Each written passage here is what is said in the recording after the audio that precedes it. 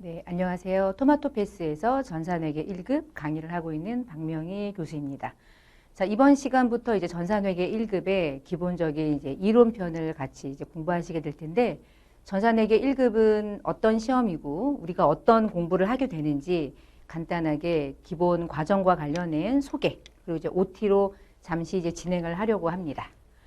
자, 보시면 전산회계 1급이라는 시험은 국가공인 민간 자격증이고요. 응시 자격은 없고요. 뭐 부정행위가 있다면은 뭐 2년간 뭐 응시 못하지만 부정행위 할 정도의 그렇게 난이도가 어마무시하다 이 정도는 아니니까. 자, 그다음에 시험 시간이 회계 1급 자격증은 시험 전체 시간이 60분이고요. 1시간. 이론 객관식 15문제, 나머지가 프로그램을 활용하는 실기 프로그램에 입력하는 문제. 동시에 같이 보고요.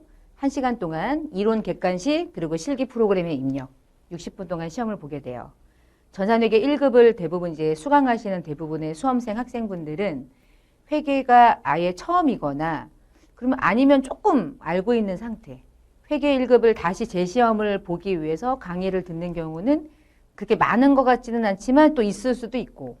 자, 그럼 이제 어떤 준비를 하셔야 되냐면 문제가 생각보다 많을 수도 있어요. 첫 시험이기 때문에 첫 공부이기도 하고.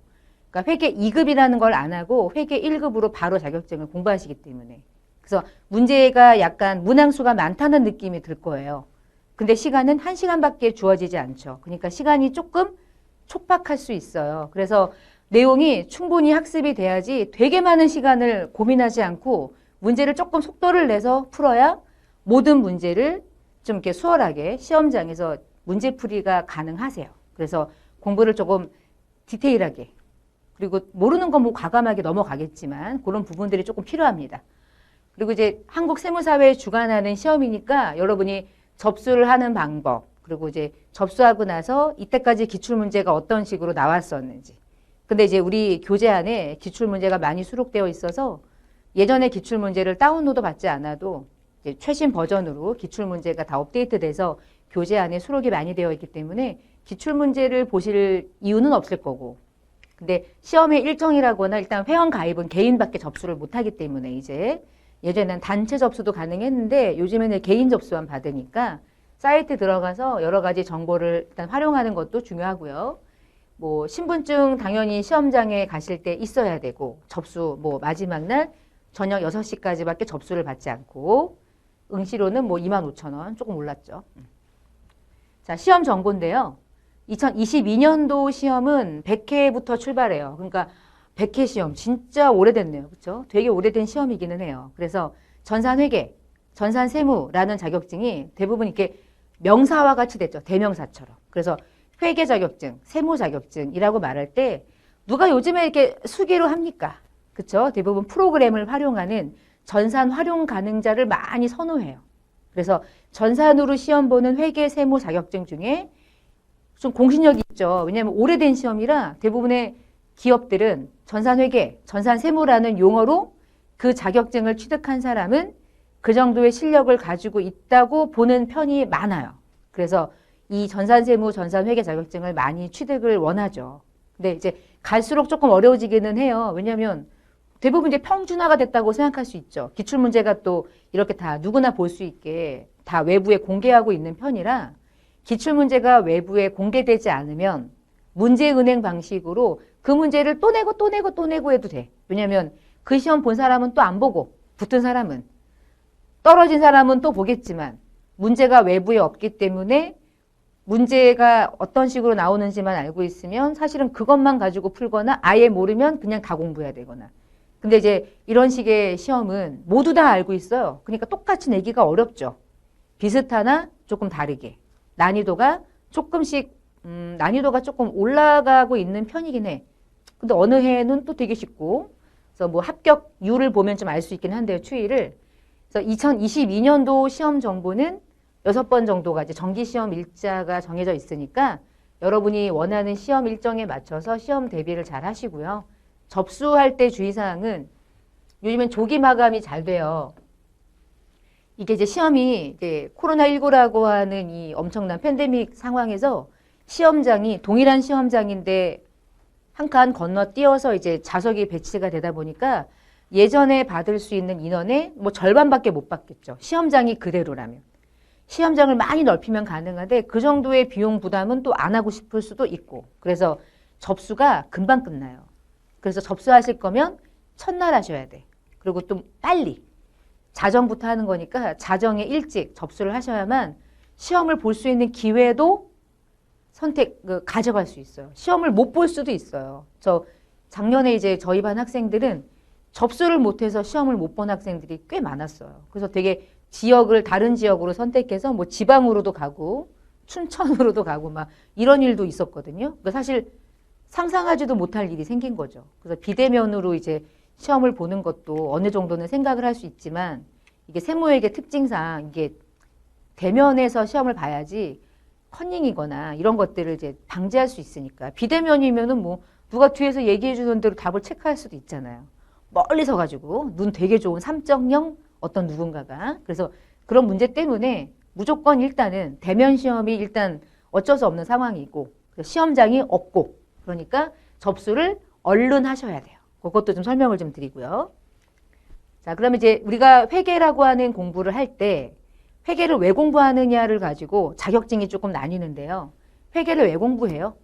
개개인은 회계라는 걸 몰라도 살아가는데 전혀 문제가 없어요. 세금도 누가 대신 내줘요. 뭐 해줘. 그리고 원천징수가 되면 세금도 회사가 대신 연말정산 해주고 막 이러다 보니까 개인이 살아가면서 회계라는 공부를 할 필요는 없는데 여러분이 회계 자격증을 취득하고자 하는 이유는 개인의 입장에서 살려고 하면 필요 없는데 나는 지금 회사에 들어가기 위해서 필요한 거죠. 그러니까 회사가 뭐냐가 일단 중요하겠네요. 근데 회사랑 기업하고는 또 다를까요? 조금 달라요. 그래서 우리가 넓은 개념은 기업이야. 넓은 개념.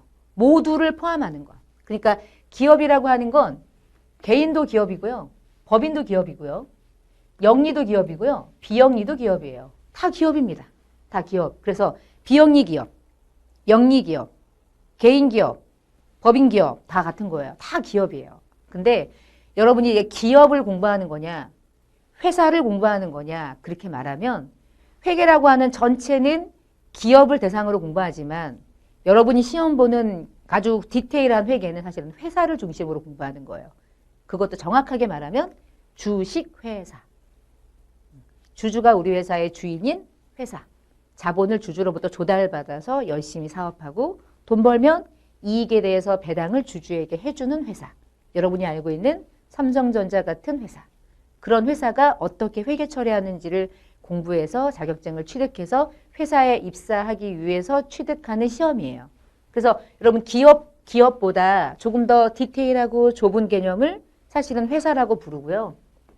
회사라고 말할 때는 회사라고 말하려면 비영리는 회사라고 하지 않아요.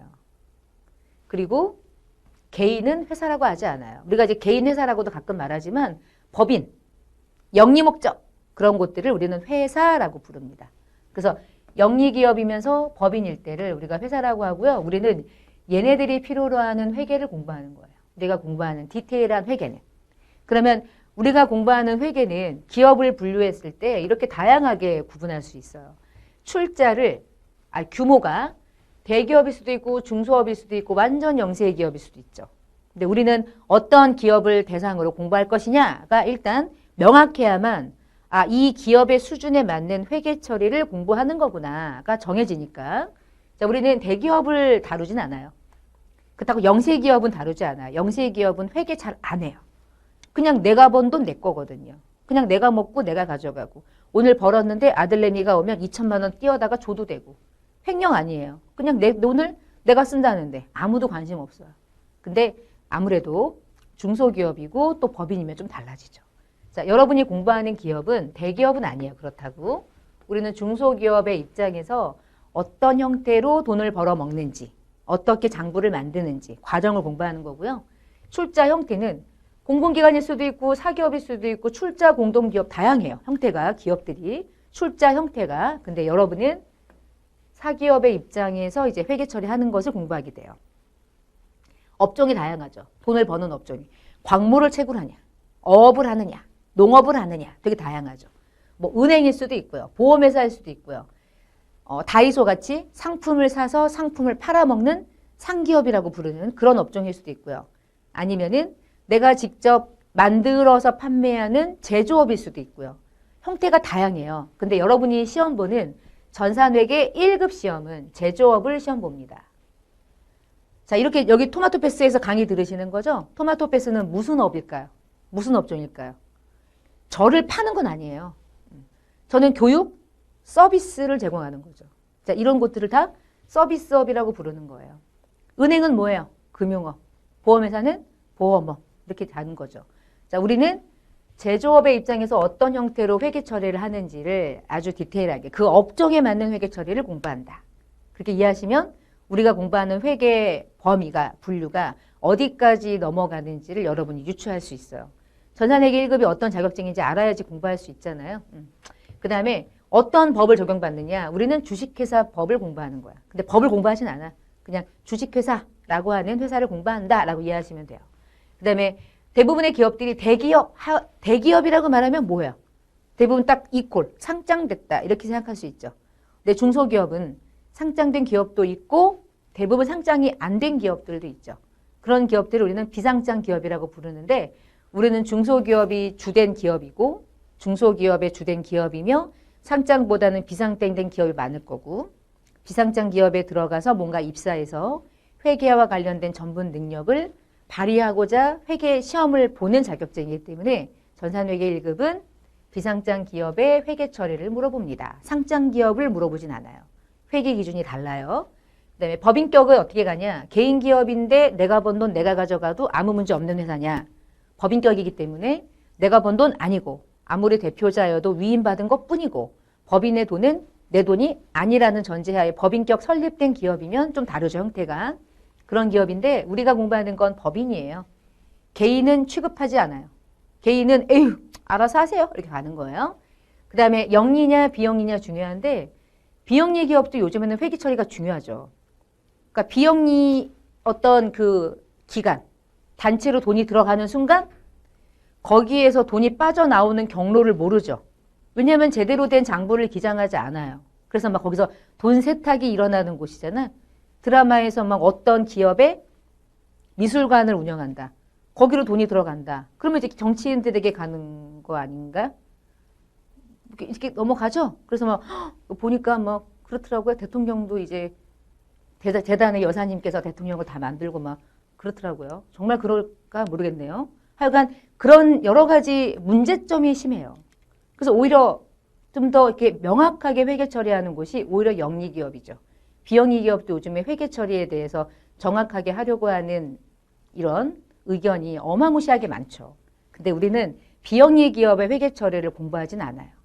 비영리는 자기가 남긴 돈에 대해서 배당하지 않습니다. 그 용도로 더 많이 환원하죠, 사회에. 영리기업은 배당을 하는 거야. 누구한테? 우리 회사에 돈을 출자한 주주에게. 그래서 우리는 영리기업을 공부하게 돼요. 그러면 짝을 맞추면 여러분과 제가 전산회계 1급을 공부할 때는 영리 목적의 기업이 법인격을 설립했고 상장은 되지 아니한 중소기업이 주식회사로서 제조업을 영위하는 회사가 어떤 형태로 회계 처리를 하게 되는지를 공부하는 거예요. 그래서 우리가 공부하는 기업이 어느 수준의 기업이냐를 일단 정해놓고 들어가는 게 중요해서 전산회계 1급 자격증은 법인격이 있고 중소기업이고 비상장이고 거기다가 제조업이고 그러니까 쉽지는 않아요. 뭐가 쉽지 않냐면 법인이면서 제조업이기 때문에 생각보다 제조업은 여러분 원가를 구하는 것도 매우 중요한 부분이라 쉽게 이 회사를 이렇게 우습게 볼 수는 없어요. 규모가 크고 작부의 차이인 것뿐이죠. 원가를 구하는 것 자체는 어렵기 때문에 그렇습니다. 그러니까 전산회계 우리가 시험을 준비하실 때 급수를 여러분이 아실 거예요. 전산회계는 1급과 2급이 있고요. 세무도 1, 2급이 있는데 수준이에요. 전산회계 2급은 개인 기업이면서 상기업의 형태를 시험으로 출제되는 기업의 수준입니다. 그러니까 시험이 나오는 범위가 넓지 않아요. 재무회계만 출제해요. 근데 전산회계 1급부터 전산세무 1급까지는 다 제조업이면서 법인격을 가지고 있는 기업을 물어봐요. 근데 공통점은 중소기업이고 비상장이라고 하는 건 공통점이죠. 전산회계 1급은 제조업이면서 법인이구나. 요것들이 일단 머릿속으로 가져가시고요. 그 회계 기준이라는 게 조금 있습니다. 그러니까 기초에서 보셨을 텐데 회계 기준이 KIFRS라는 기준도 있고요. 일반 기업 회계 기준도 있고요. 특수 분야 기준도 있고요. 원문이 IFRS죠. 근데 한국이 채택했다는 것이 우리나라가 적용하는 현재 기준이고요. 그러니까 다양한 회계 기준이 존재해요. 근데 여러분이 시험 보는 전산회계, 전산세무, 이 세무사회가 주관하는 시험은 외부 감사는 받으나 상장되지 아니한 기업이고 굳이 국제회계 기준을 적용하지 않아도 되는 규모의 기업이기 때문에 이 기준에 의한 회계 처리를 물어보는 게 우리 시험의 골자가 되죠. 그래서 회계 기준 한번 들어오시면 이런 정보들을 보실 수 있는데 여러분 시험하고는 좀 관계가 없고 그래도 회계 공부했으니까 이런 사이트가 있군 정도 아시면 좋겠어요. 자, 그래서 회계 기준이라고 하는 게 이런 것도 있고 이런 것도 있고 이런 것도 있죠. 회계 기초 개념에서 이미 다루셨을 거고요. 자, 그중에서 우리는 국제회계 기준은 적용하지 않고 그렇지만 주식회사 중에서 외부 감사는 대상이 되는 비상장 기업의 회사가 적용하는 일반 기업 회계 기준을 공부하게 돼요. 회계를 공부할 때. 그래서 만약에 나는 KIFRS라고 하는 기준을 공부해야만 해 라고 하면 이 자격증은 공부하시면 안 되고요. 뭐 재경관리사 이쪽으로 공부를 하셔야 돼요. 유일하게 재경관리사 같은 시험과 뭐 운용사 시험 이 국제회계 기준을 적용하고 있으니까 자, 여러분 시험은 이 기준에 의한 회계 처리를 재무제표를 만드는 과정이 여러분 시험에 출제되는 기준이 됩니다. 전산회계 1급 이제 전반적인 시험 정보가 아까 말씀드린 것처럼 객관식 이론이 30%고요. 왜냐하면 이게 30점 배점이거든요. 그리고 실기가 이제 70점 배점이에요. 이론 객관식 문제는 사지선다로 출제가 되는데 전체 문항수가 15문제예요. 한 문제가 이제 2점씩이 됩니다. 그래서 여기 30점 배점이고요. 프로그램을 활용해서 입력하는 문제가 70점인데 합쳤을 때 100점이고 이 중에 이론 실기를 구분하지 않고요. 70점 이상이면 합격이 돼요. 그러니까 이론 다 틀리고요. 실기 다 맞아도 합격이에요. 근데 그렇게 시험을 70점 맞추기가 오히려 어려워요. 그래도 이론 하나는 맞겠지. 다 1번을 찍어도 1번 하나는 걸릴 거 아니야. 그러니까 생각보다 그렇게 맞추려고 막 목숨 걸어도 쉽지는 않아요. 근데 이제 이론을 알아야 실기를 할 수 있기 때문에 두 개가 연결되는 부분이 어마무시하게 많은데 하다 보면 이론이 어렵다고 많이 말해요. 이론은 광범위한 것들을 말문제로 바꿔버리면 짜증난다 이런 생각 드는데 실기는 오히려 내가 알고 있는 거래를 파악해서 분계하는 것이 기본적인 문제의 형식이라 분계만 잘할 수 있다면 그렇게 어렵지 않게 또 하실 수 있고 프로그램을 활용하면 뭔가 도움이 되고 막 그런 것들이 좀 있어서 난이도는 뭐 이론이 좀 어렵다는 얘기를 좀 합니다. 이렇게 문제를 푸는 걸 싫어하더라고요. 프로그램에 입력하는 걸 더 선호하고 뭐 약간 그렇게. 그리고 전산회계 1급은 과목이 재무회계 과목, 원가회계, 부가세 과목 이렇게 세 과목으로 출제가 돼요. 그래서 세 과목이 전체 객관식 문제는 15문제가 이제 구분돼서 제일 많이 나오는 재무회계가 8문제, 원가회계가 한 4문제, 부가세가 한 3문제 이렇게 해서 15문제가 객관식으로 출제가 되고요. 실무시험은 다 복합적으로 출제가 돼요. 재무회계는 당연히 알아야 되고 원가를 알아야 분계할 수 있고 부가세를 알아야 매입 매출원표 입력할 수 있고 해서 세 가지를 모두 다 알아야 실기는 어울려서 복합적으로 이제 문제가 출제되기 때문에 무엇 하나를 잘해야 돼 뭐 이렇게 하기는 좀 어렵습니다. 우리 이제 교재를 보시면 각각의 이제 과목마다 맨 앞부분에 있을 거예요. 그러니까 전산회계 1급 출제 경향 분석을 이론편만 보시면 뭐 손익 계산, 뭐 자본 이렇게 각 카테고리별로 8문제가 재무회계로 출제가 되는데 시험에 한 번 출제될 때마다 늘 나오는 문제 중에 하나가 이제 자본 문제가 한 문제는 무조건 출제되는 거고요. 예를 들어 읽으실 때 재고자산은 2번 시험에 뭐 절반 정도 나오는 거죠. 예를 들면 결산 이런 거는 한 회에 0.5 정도. 그러니까 딱 한 문제가 늘 나오는 건 아니고 2분의 1 정도가 출제 빈도라고 생각하시면 되겠어요. 그래서 보시면서 어떠한 그 파트에서 재무회계 객관식 문제로 많이 나오는지 이렇게 쭉 보시면서 시험 준비하셔도 도움이 되실 것 같아요. 그렇다고 이게 뭐 완벽하게 정확하게 이게 맞아 떨어지진 않아요. 내가 시험 볼 때는 0.5에 해당하는 확률상 안 나오는 문제였고 0.5의 확률이 이번 시험에는 나오는 거였고 뭐 이런 식이기 때문에 많이 나오는 걸 중점적으로 보면 얘는 반드시 공부해 둬야겠구나. 이런 것들이 이제 이런 애들이겠죠. 계정들. 그 다음에 이제 원가 회계는 매회 4문제씩 출제가 되는데 뭐 비슷해요. 보조 부문을 별도로 구분했지만 원가 회계는 다 연결되기 때문에 원가 회계 4문제, 전체 점수가 8점이죠. 그러니까 무시할 수 없는 문제고 하다 보면 재밌어요.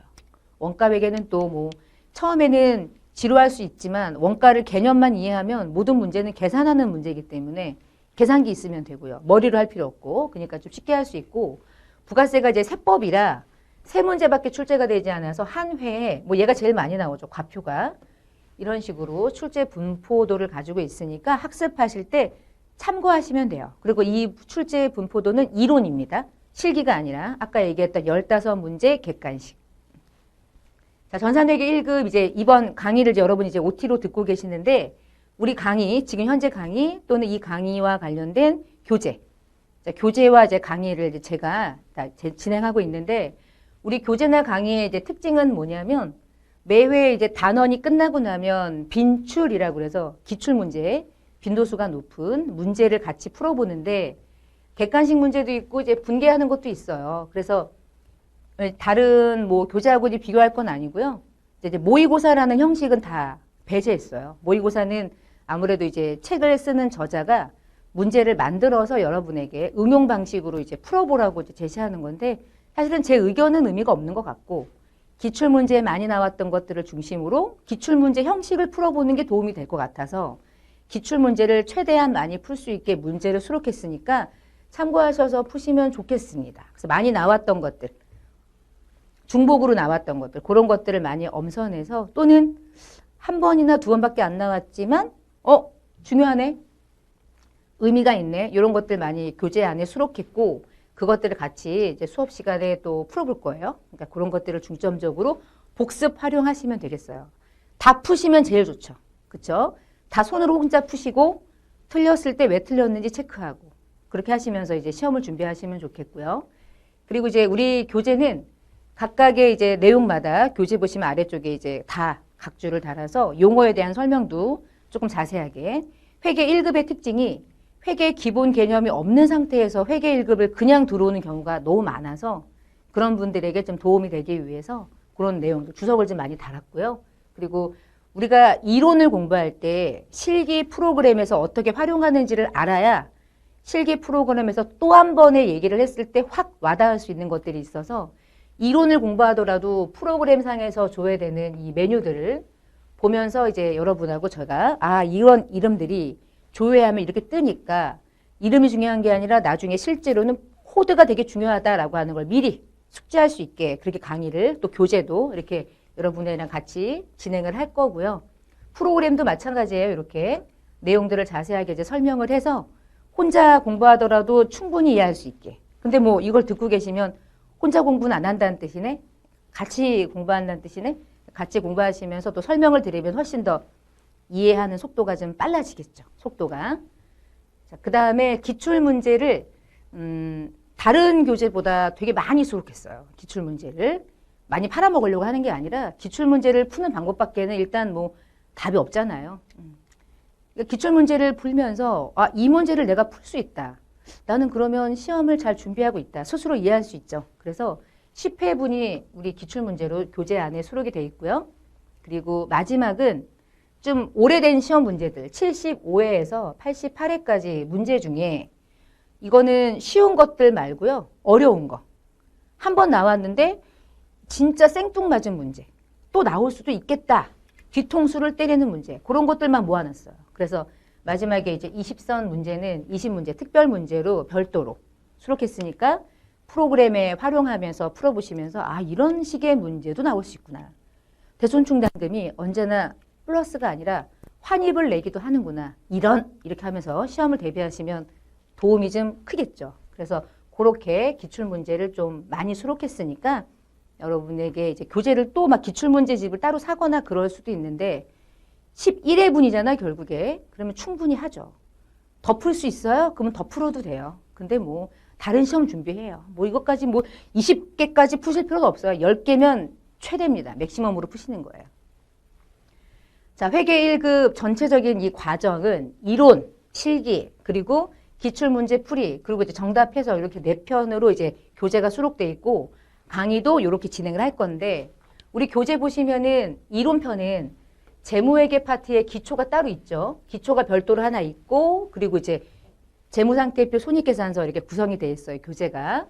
자, 기초회계는 회계 기초 강의를 별도로 뭐 6개월 정도 이제 무료로 수강하도록 여러분에게 교재를 구입하면 사이트에서 이렇게 좀 제공해 주는 것도 있는데 기초회계를 별도로 들으세요.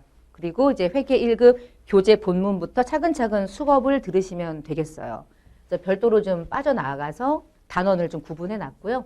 부가세, 원가 회계 이렇게 구분이 돼 있습니다. 실기, 기출, 정답 해설 이렇게 회계 1급 교재가 구성이 돼 있고요.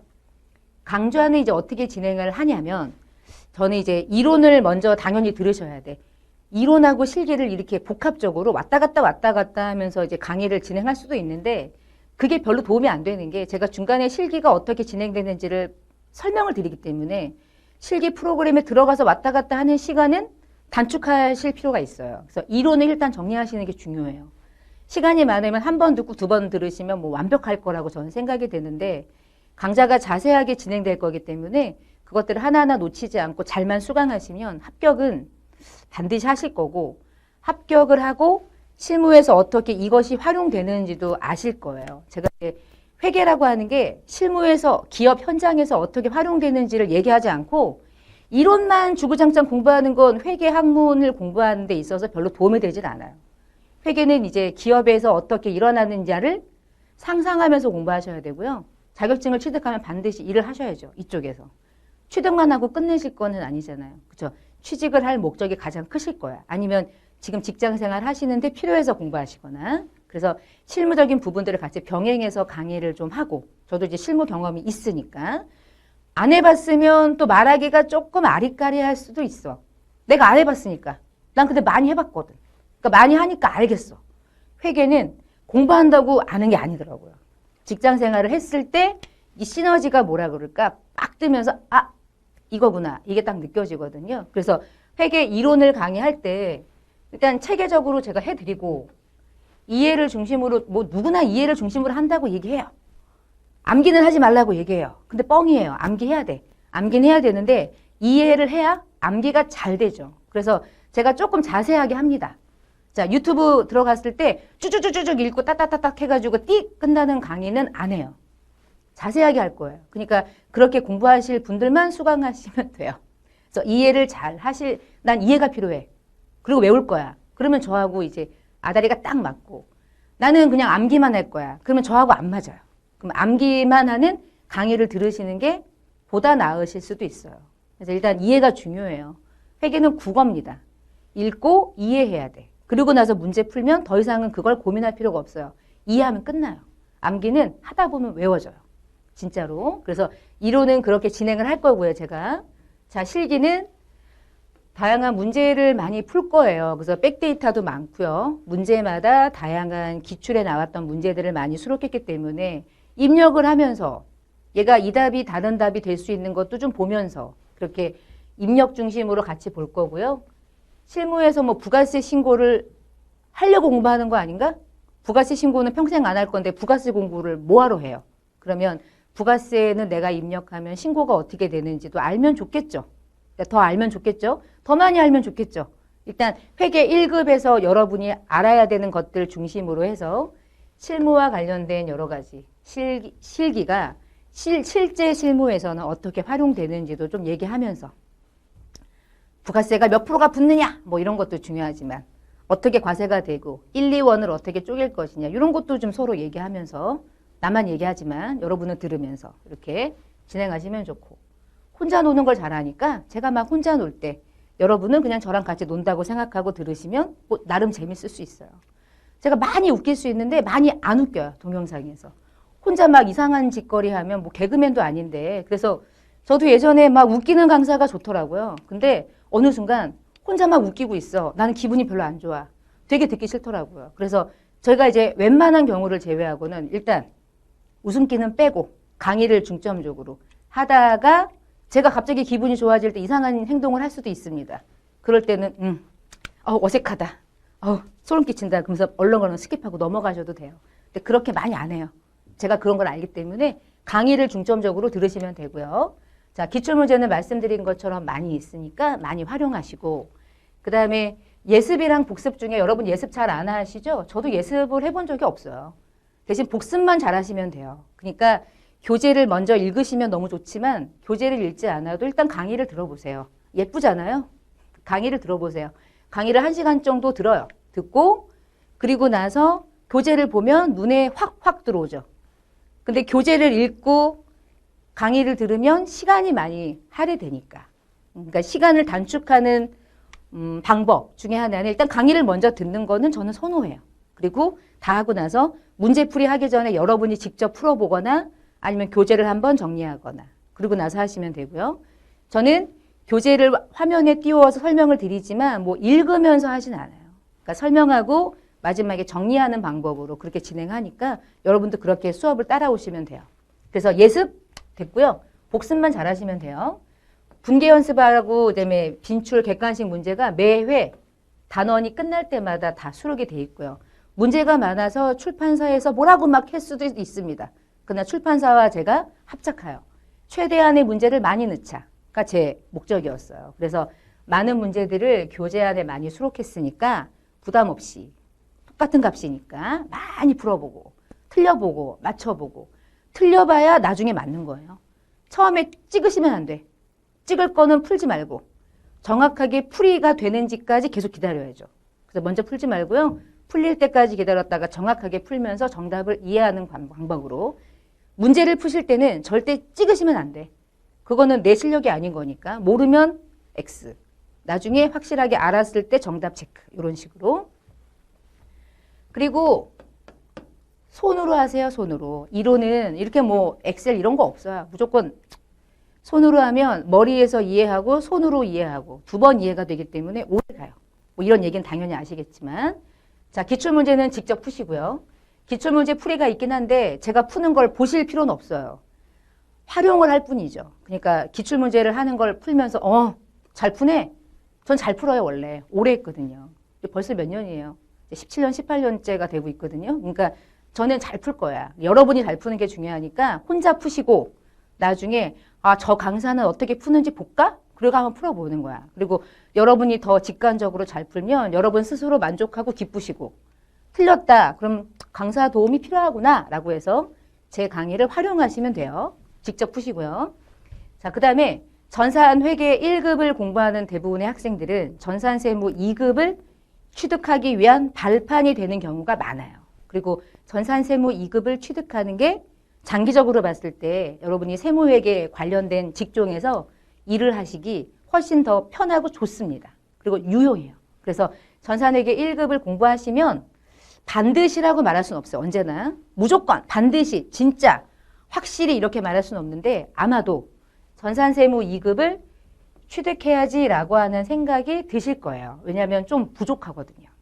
부가세도 하다 말아요. 연말정산은 하나도 모르죠. 회계 1급의 연말정산이 출제가 되지 않으니까. 그래서 세법이라고 해봤자 부가가치세 조금의 분량만 출제되기 때문에 여러분이 세무 2급을 취득하기 위해서 전산회계 1급을 공부하시는 분들이 거의 60, 70% 정도가 돼요. 그래서 세무 2급을 열심히 잘 공부하시려면 회계 1급이 초석이 돼 있어야 돼. 세무 2급은 회계 1급을 다시 한번 반복하진 않아요. 회계 1급을 땄지? 그러면 세무 2급 들어와. 그래서 들어오면 바로 이제 세무 2급 과정을 넘어가기 때문에 아마도 그런 그 단계를 밟아가면서 공부하시는 분들이 많을 거고 그러기 위해서 전산회계 1급을 여기에서 만약에 수강하시게 되면 세무 2급은 되게 수월하시게 공부하실 거예요. 그건 제가 이제 그건 장담할 수가 있어요. 회계 1급도 합격하실 수 있을 거예요. 그 대신 이제 전반적으로 체계를 잘 따라서 공부하신다면 그렇게 뭐 어려운 시험은 아니지만 처음에 시험 보는 학생분들에게는 조금 어려울 수도 있다. 이게 이제 제가 드리고 싶은 말씀이고요. 자, 이번 시간에 전산회계 1급 자격증이 어떤 시험인지 소개를 좀 해드렸고요. 다음 시간부터 이제 본 과정에 들어갈 겁니다. 자, 이번 시간 OT로 마치겠고요. 실제 수업 시간에서 만나 뵙겠습니다. 감사합니다.